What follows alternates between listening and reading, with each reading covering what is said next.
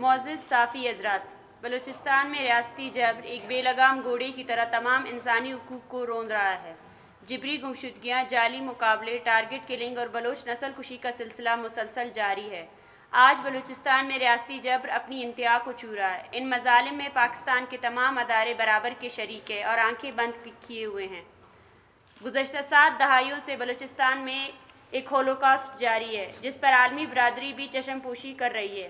ریاستی جبر نے بلوچوں کی زندگی اجیرن بنا دی ہے، لیکن جب کبھی ان مظالم پر بات کی جاتی ہے تو پوری ریاستی مشینری ان آوازوں کو دبانے کے لیے متحرک ہو جاتی ہے۔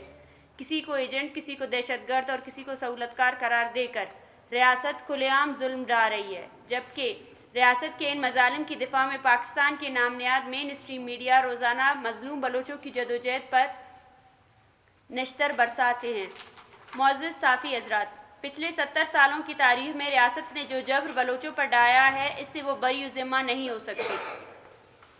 1948 سے لے کر آج تک بلوچ قوم پر ہونے والے ریاستی مظالم اور گزشتہ 2 دہائیوں سے جاری نسل کشی کے تمام واقعات اس بات کا ثبوت ہے کہ بلوچستان ریاست کے لیے ایک کالونی کی حیثیت رکھتی ہے اور ریاست ایک نوآبادیاتی طاقت کے طور پر بلوچوں کو صفحہ ہستی سے مٹانے کی کوشش کر رہی ہے۔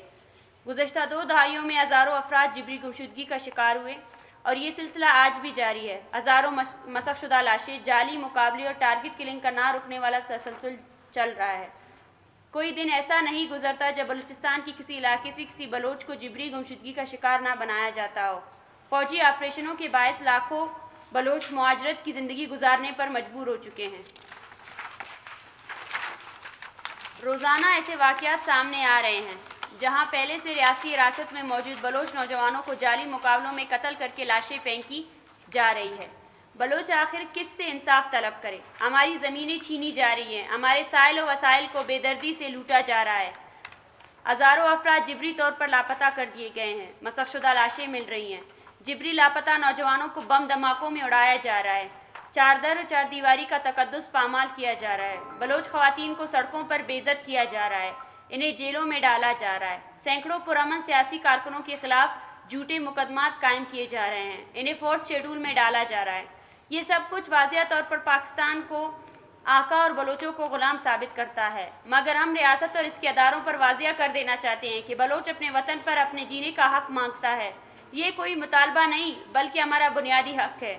یہ ہماری ہزاروں سال پرانی زمین ہے، ہماری ملکیت ہے، اور جب تک ہمارے یہ حقوق سلب کیے جاتے رہیں گے بلوچ اپنی مذمتی جدوجہد جاری رکھے گا۔ گزشتہ 7 دہائیوں سے جاری ریاستی جبر کے باوجود پاکستان کو یہ سمجھ جانا چاہیے کہ بلوچ کسی بھی قیمت پر سرنگو نہیں ہوں گے۔ آپ کے تمام مظالم ہماری مذمتی حق کو نہیں چھین سکتے۔ آج پورا بلوچستان سراپا احتجاج ہے۔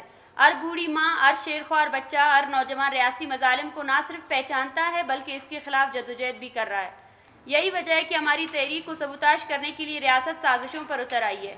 سیاسی کارکنوں پر جھوٹے مقدمات قائم کرنا، ان کے خاندانوں کو دھمکانا، جبری لاپتہ افراد کے لواحقین کو زبردستی خاموش کروانا اور ہماری تحریک کو بیرونی سازش قرار دینا، یہ سب حربے ناکام ہوں گے۔ ہم بار بار کہیں گے، مسلسل کہیں گے کہ بلوچ نسل کشی کے خلاف ہم بولتے رہیں گے اور تب تک بولتے رہیں گے جب تک بلوچوں کو اپنی سرزمین پر جینے کا حق نہیں مل جاتا۔ معزز صافی حضرات، گزشتہ روز مشق آواران میں زیر حراست نوجوانوں کو جعلی مقابلوں میں بے دردی سے قتل کیا گیا، جن میں تمام کے تمام کم عمر تھے۔ ان نوجوانوں کو پہلے جبری طور پر لاپتہ کیا گیا اور بعد ازاں جعلی مقابلے میں قتل کر دیا گیا، جبکہ گزشتہ ہفتے بھی 5 جبری گمشدگی کے افراد کو ماروہ عدالت قتل کیا گیا۔ اس سے پہلے گمازی میں ریاستی سرپرستی میں چلنے والے ڈیتھ اسکواڈز نے 2 نوجوانوں کو گولیوں کا نشانہ بنایا۔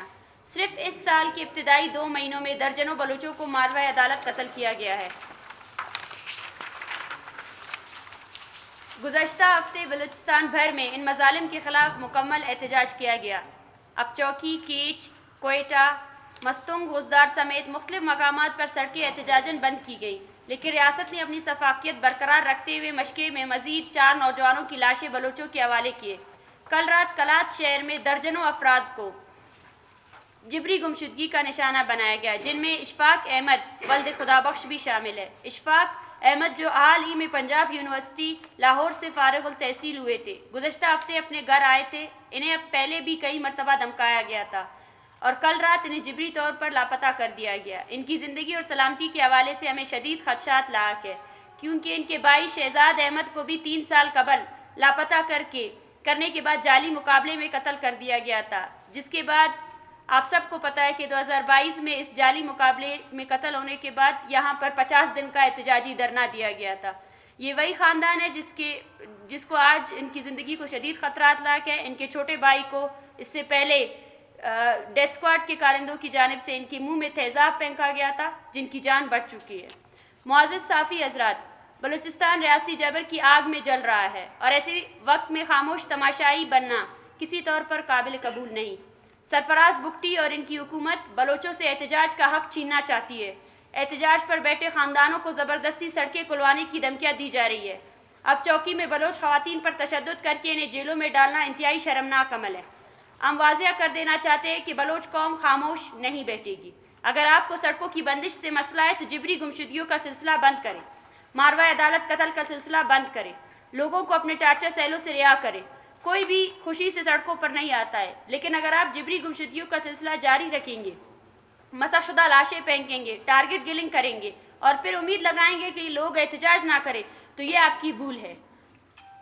ہم ایسے کسی بھی ریاستی رٹ پر لعنت بیچتے ہیں جو معصوم بچوں کو جبری لاپتہ کر کے، بلوچ خواتین کی عزتیں پامال کر کے اور بلوچوں کی مسخ شدہ لاشیں سڑکوں پر پھینک کر قائم کی جاتی ہے۔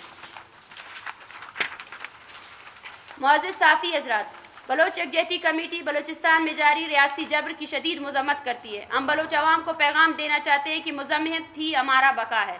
لاشیں خاموشی سے دفنانے کے بجائے آواز بلند کریں۔ جہاں کئی جبری گمشدہ افراد کے خاندان احتجاج کریں، ان کا ساتھ دیں اور ان کی مکمل حمایت کریں۔